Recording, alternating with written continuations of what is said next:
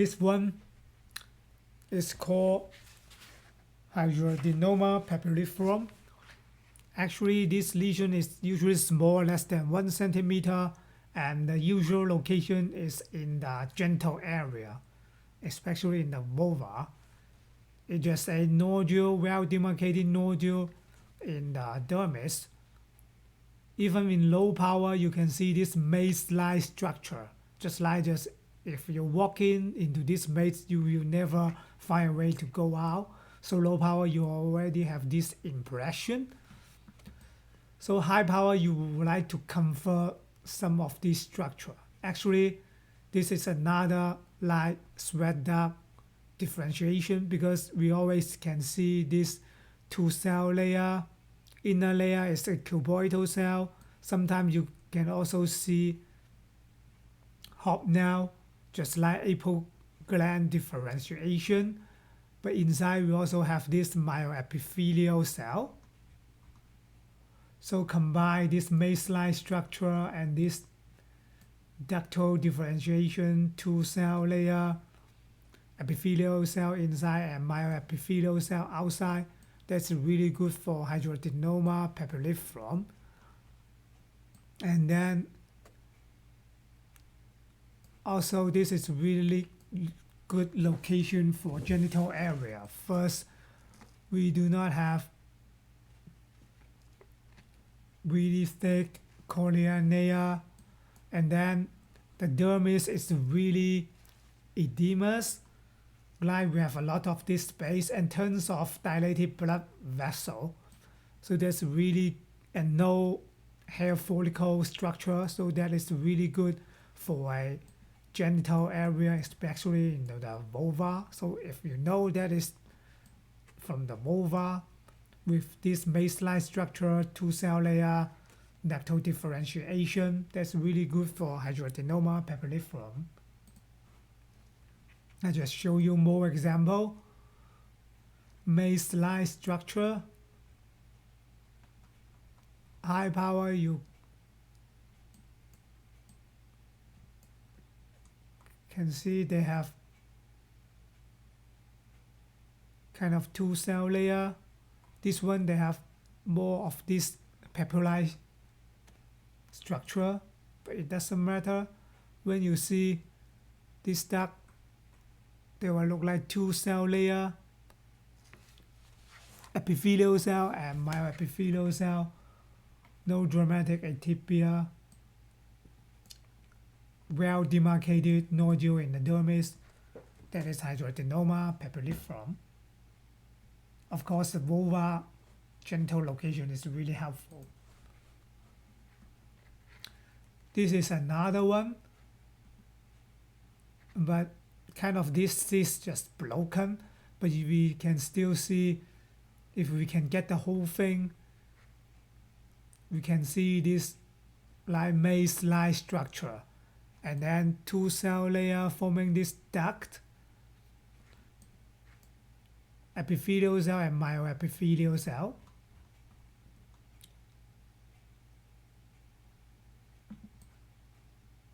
So this is another good one for Hidradenoma papilliferum. One more example, they also look like the same. Dermal nodule with this maze-like structure. Then this one, I think, had kind of eosinophilic cytoplasm, kind of like apical gland differentiation in this area. And then this one is the classic sweat gland differentiation. Well-demarcated lesion, maze-like structure, two-cell layer.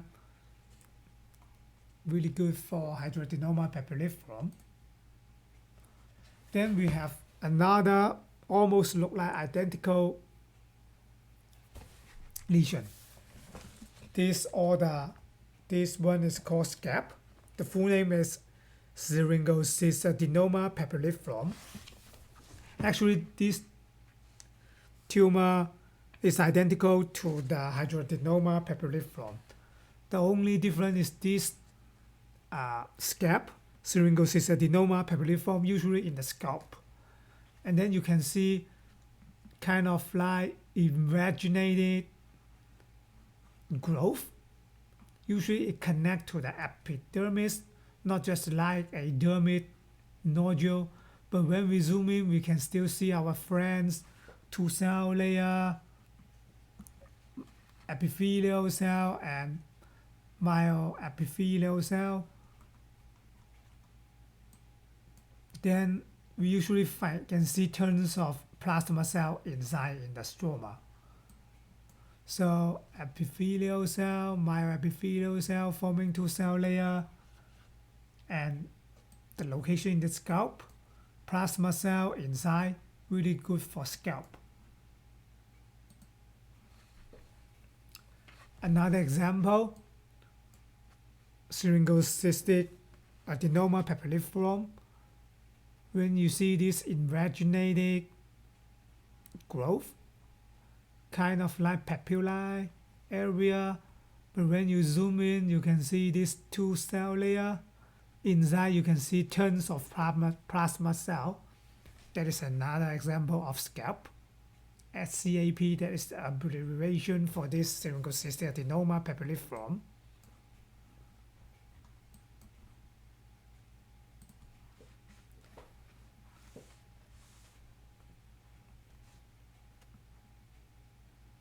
This one is really funny. I remember I still have another lecture of nevus spacious. So this one, we know that this is in the scalp because we can see this big hair follicle down deep into the subcutaneous fat. Then in this scalp lesion,